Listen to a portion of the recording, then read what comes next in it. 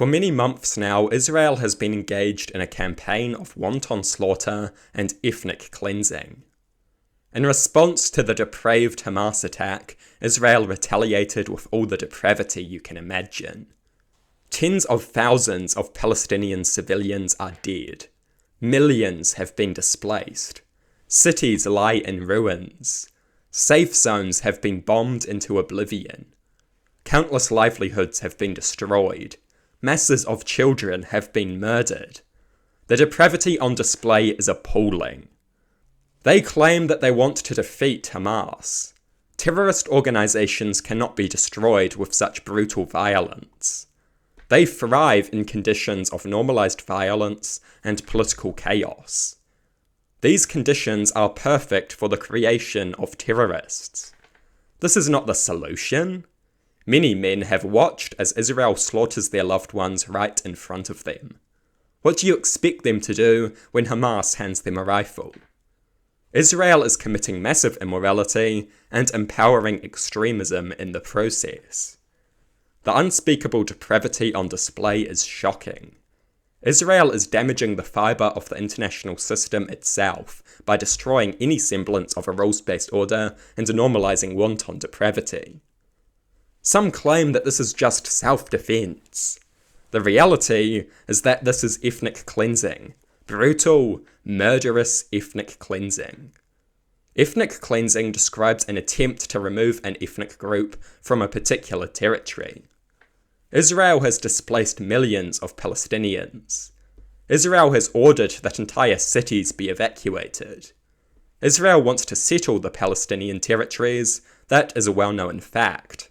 That is what they have been doing for decades. And now they use brutal violence to displace millions of Palestinians. They want the Palestinians gone so they can settle. They have been suggesting that a neighbouring Arab state take them in. This is brutal, violent ethnic cleansing in its most overt form. And still some people, or should I call them useful idiots, delude themselves into thinking this is self-defense. Some members of the Israeli government have openly said that they want ethnic cleansing.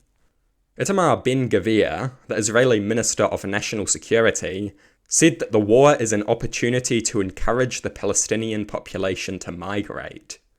Shlomo Karhi, the Israeli Minister of Communications, has said that the war should be used to coerce the Palestinian population into migrating.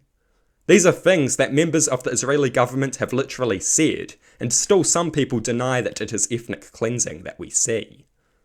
And still some people laugh at accusations of ethnic cleansing and pretend that Israel is just defending itself. Major Israeli ministers have openly said that they want ethnic cleansing. This is not a secret or a conspiracy. It is a blood-soaked reality. Israel is engaged in ethnic cleansing. Brutal, murderous ethnic cleansing. The USA has the most leverage over Israel. They should use this leverage to put a stop to this depravity immediately. But what can New Zealand do? We are not as powerful as the USA, but we are not powerless. We should do what we can to put an end to this depravity. We should support South Africa's International Court of Justice case against Israel. We should recognize a Palestinian state. We should condemn Israel's actions in the strongest possible terms. We should subject Israel to economic sanctions. We should expel the Israeli ambassador. We should give humanitarian aid to the Palestinians. We should stop any companies based in New Zealand from supporting the Israeli Defense Force in any way. We should refuse to train alongside the Israeli Defense Force. If practical, we should designate the Israeli Defense Force as a terrorist organization. There is a lot we can do, there is a lot that we should do. We must do what we can to put an end to the shocking depravity on display. What can you do as an individual? You can protest. You can boycott. These things are well-known actions that the individual can take. But there are others too. Donate to the various humanitarian charities that are trying to save Palestinian lives. Use social media to promote awareness of and hostility towards the many atrocities committed by Israel. Contact politicians and tell them about your concerns. Speak to your local representative. Send an email or a letter to a politician. Make your voice heard and demand that we do something to end this depravity. Demand that we stand against the depravity committed by the Israeli state. Demand action. Make your outrage heard. These are only small actions, but when a lot of people do these things, they can make a difference. I do not expect anyone to do all of these things. I have not done all of them myself, but just doing one or two of them can be part of a collective effort that does make a difference. New Zealand must do something. We must apply pressure to put an end to this evil. We must not stand by as this depravity unfolds. We must not facilitate this evil through our own silence and inaction. New Zealand must take action.